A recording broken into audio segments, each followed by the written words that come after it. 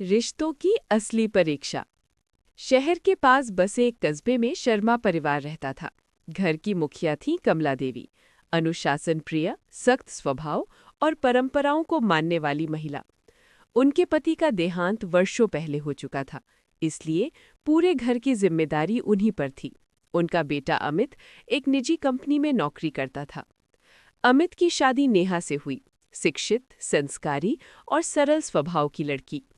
शादी के बाद नेहा पूरे मन से नए घर में घुलने मिलने की कोशिश करने लगी, लेकिन कमला देवी को उसकी हर बात में कमी ही नजर आती। सुबह देर से उठी तो ताना, खाने में नमक कम हुआ तो शिकायत, अगर नेहा ने अपनी राय दी तो जवाब, हमारे घर में बहू बोलती नहीं, सिर्फ सुनती है। नेहा हर बात चुपचाप सहती रही। वो जानती थी कि अगर वो जवाब देगी तो घर का माहौल और बिगड़ जाएगा। अमित भी माँ और पत्नी के बीच फंसा रहता, लेकिन माँ के डर से ज्यादा कुछ कह नहीं पाता। दिन बीतते गए, नेहा की आंखों की चमक धीरे धीरे कम होने लगी। फिर भी वो हर सुबह मुस्कान के साथ काम में लग जाती। उसे लगता था कि एक दिन उसकी सास जरूर समझेंगी। एक दिन कमला देवी का घुटनों का पुराना दर्द बहुत बढ़ गया। डॉक्टर ने साफ कह दिया कि कुछ समय के लिए उन्हें पूरा आराम चाहिए।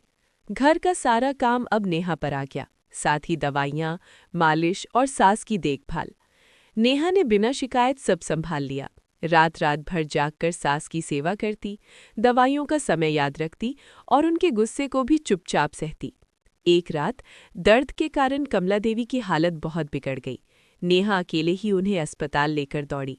अमित उस समय बाहर शहर गया हुआ था। नेहा ने सारी औपचारिकताएं पूरी की, पैसों का इंतजाम किया और पूरी रात अस्पताल में सास का हाथ थामे बैठी रही। सुबह जब कमला देवी को होश आया तो सामने नेहा को सोते हुए देखा, थकी हुई, लेकिन चेहरे पर चिंता साफ झलक रही थी। कमला देवी की आंखों से आंसू बह निकले। उन्हें पहली बार एहसास हुआ कि जिस बहू को वे कमजोर समझती थीं, वही इस मुश्किल घड़ी में सबसे मजबूत बनकर खड़ी थी। घर लौटने के बाद कमला देवी ने पूरे परिवार के सामने नेहा को बुलाया और कहा, आज तक मैंने तुम्हें सिर्फ बहू समझा, लेकिन तुमने साबित कर दिया कि तुम मेरी बेटी से कम नहीं हो। मेरी सख्ती ने तुम्हें बहुत दुख दिया, मुझे माफ कर दो। नेहा की आंखें भर आईं। उसने सास के पैर छूकर कहा, माँ, मुझे कभी शिकायत नहीं थी, बस आपका प्यार चाहिए था। उस दिन के बाद घर का माहौल बदल गया।